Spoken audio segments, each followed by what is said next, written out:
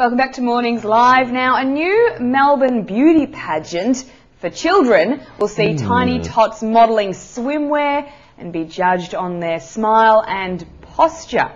The Little Miss Bayside pageant will judge girls and boys on modelling, talent, how they're photographed and their answers to a series of questions. Organisers insist the pageant won't be like over-the-top US beauty pageants where kids are plastered with fake tan and makeup, but that hasn't stopped the criticism. And we're joined by family psychologist Andrew Fuller. Andrew, what kind of impact do these pageants have on children? Good morning. Good morning, Andrew. Sorry, I didn't hear your question. What kind of impact do pageants like this have on children? Well, what they do is unfortunately they just focus the attention of success really on to be physical appearance. And so what of course happens then is unless you look right, you aren't right. And unfortunately the risk can be that you can predispose, especially your daughters, towards eating disorders really. Oh, so that's the kind of worst outcome, isn't it? I mean, you don't want to have this, psychological damage on your kids later on in life. What do you think of the difference between, I guess, the Melbourne pageant that might be running and the kind of US extreme pageants that there are? Well, I'm not sure there's sufficient difference. I mean, okay, they're talking about maybe looking at a few other criteria apart from appearance, but at the same time, I think the kids are getting a pretty strong message, really, that unless you're looking good, you're not really going to be winning this prize. And so really then what's going to happen is that it doesn't matter what talents that child has, really it's under the appearance that's going to be foremost in their mind. And long term, of course, that also risks that the child themselves also says, well, other talents aren't that important. Why would I bother putting in energy into those areas and developing skills? Maybe I should just focus on my appearance and altering that if I need to. Andrew, is there sort of for want of a better phrase, a safe age? Is there a time before, or a young age at which young people might not be cognizant of or aware of their personal appearance and indeed the requisites for winning the competition, in which case it might be safe? And also, is there time sort of as they get older when they have already formed their values in life about what's worth pursuing and they're better off that way? Probably they wouldn't want beauty pageants for people of that age, though. Okay. No, the problem is, I guess, that even in, say, research where we look at the attitudes of girls and boys in kindergarten, in preschool, girls say that maths is more important for boys and looking good is more important for girls. And so these attitudes are formed very, very early on. And look, well, kids, I want kids to have fun and have a good time, but at the same time, parents need to really be choosy about what sorts of events they really take the kids along to, and I'm not sure this is the one that they'd be recommending. Would it really be that much fun for kids anyway? I mean, standing in a spray tan booth, choking on the fumes and having to wear fake teeth and put on giant wigs. You don't have a problem with it.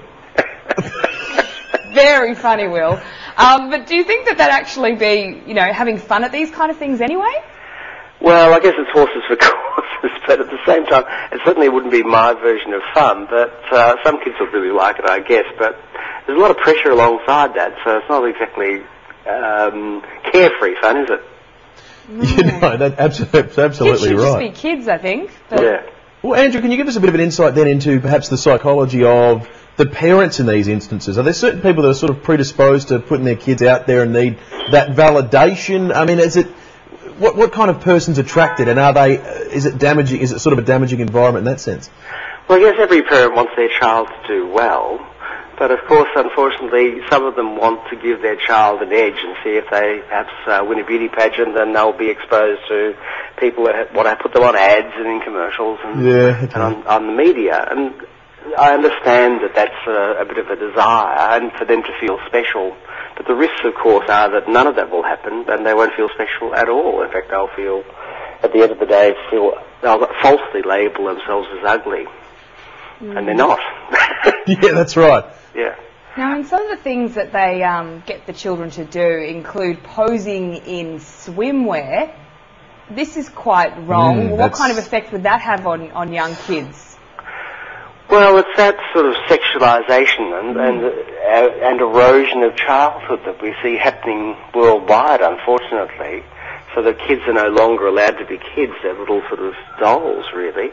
and things to be desired. And that's a very strange message to be giving your child, I think, isn't it? Yeah.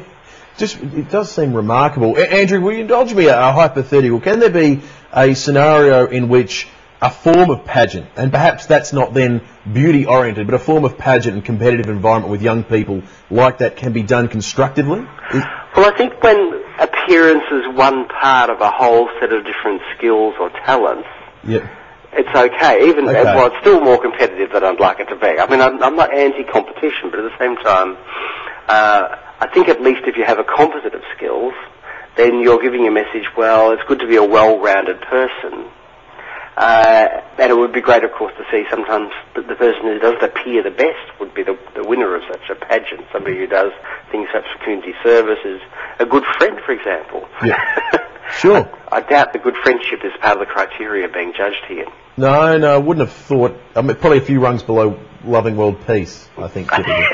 That's right. Yeah, so vague ambitions are good, but yes, practical stuff's no good. That's right. So what do you think, as a psychologist, should be changed with these kind of pageants? What would you like to see happen? Would you like to see them banned completely, or changed, you know, the how they're judged and that kind of thing? What's your opinion? Well, my first thing I think is that parents should take a good, long, hard look at themselves if they're really entering their child in this. Well, it will be exciting for the child, and it will appear on the surface that they're very keen because they'll pick up on the parents' enthusiasm for it. Long term, you've got to really weigh up, well, what are the risks that are available, you know, for my child? The risk of failure, the risk of seeing themselves falsely as unattractive when they're probably very, very unlikely not. They're very likely not to be unattractive, and to judge their worth and their merit based on their appearance, to the exclusion of almost every other factor. And these are disastrous outcomes in any parent's book, really, I think. They're the last things they want for their kids. While we all want our kids to be happy, the chances really of them ending up quite unhappy and predisposed towards some sort of eating disorder becomes very, very high. I'm not sure that we should live in a world where we try to ban these sorts of things, but try to really put pressure on the organisers of them to modify them so that they do start to think about, well, how can we make this so it actually is a representation of good citizenship and good character. Andrew, can you parent your way out of the negative effects? Can you temper them by if you're someone who's so invested in the process and you've loved it, you did it yourself, you felt it was a positive experience, and you're desperate to have your child to go through the pageant experience, is there a way in which you can moderate the negative aspects? Once you're in that heat of battle peer to peer in a pageant, I think it's very hard for parents to be absolutely certain what the outcome's going to be. And while you can tell your child who came second or last in the competition that yes, she's beautiful, and yes, she's valuable, and yes, she's desirable, that kid's had a very severe lesson, and it may well take her a long time to recover from that.